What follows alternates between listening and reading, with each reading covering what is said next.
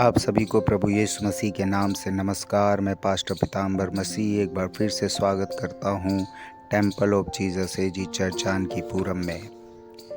आज का वचन संपूर्ण पवित्र शास्त्र परमेश्वर की प्रेरणा से रचा गया है और उपदेश और समझाने और सुधारने और धार्मिकता की शिक्षा के लिए लाभदायक है। पहला तीमुथियुस अध्याय 3 पद 16। आज का विषय उत्कृष्ट बाइबल। यूरोप में उन दिनों पूर्ण जागरण का काल था। विचारों की क्रांति हो रही थी और पुराने धर्मों और दर्शन को चुनौती दी जा रही थी। नास्तिकता अपनी चरम सीमा पर थी। इन बातों का केंद्र फ्रांस था। फ्रांस ने ही रूसो, वोल्टेयर जैसे चिंतक दिए। उनके विचारों का जनता में भारी असर पड़ा। उन दिनों में होटलों, पार्कों और घरों में लोग बहस करने और विचारों का आदान प्रदान करने के लिए जमा होते थे और मसीह विश्वास का मजाक उड़ाते थे। वे कहते थे बाइबल एक झूठ का पुलिंदा और मिथ्या है और जो बाइबल पर विश्वास करते हैं वे मूर्ख हैं। एक बार अमेरिकी राष्ट्रपति अब्राहम लिंकन फ्रांस की किसी राजनीतिक सभा में आमंत्रित थे।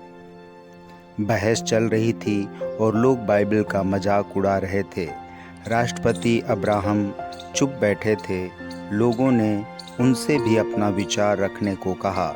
वे खामोशी से उठे और अत्यंत प्रभावशाली स्वर में भावना सहित एक लंबी कविता का पाठ किया। भीड़ में सन्नाटा छा गया। कुछ लोगों के आंसू भी निकल गए। जब कविता समाप्त हुई तो सारा सभागार तालियों से गूंज उठा।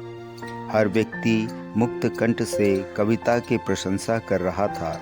लोगों ने कहा, ऐसी प्रभावशाली कविता हमने कभी भी नहीं सुनी थी।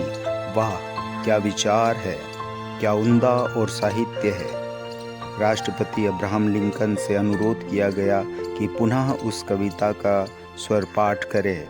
उन्होंने फिर से पाठ किया और एक बार फिर से तालियां। लोगों ने पूछा, राष्ट्रपति महोदय, इतनी अच्छी कविता किसने लिखी? उन्होंने उत्तर दिया, परमेश्वर ने। ये कविता उसी बाइबल की हबक्कुक नाम पुस्तक में से है जिसका आप मजाक उड़ा रहे हैं। भीड़ को मानो सांप सूंघ गया। शर्म से सब पानी पानी हो गए।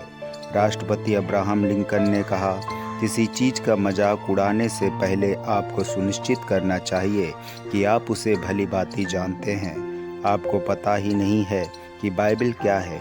उन दिन बहुत लोगों ने पश्चाताप किया और बाइबल पढ़ने का प्रण किया। नास्तिकों की टोली विश्वासियों में बदल गई। बाइबल का आदर कीजिए। आमीन। परमेश्वर इस वचन के द्वारा आप सभी को आशीष दे। जय मसीह की।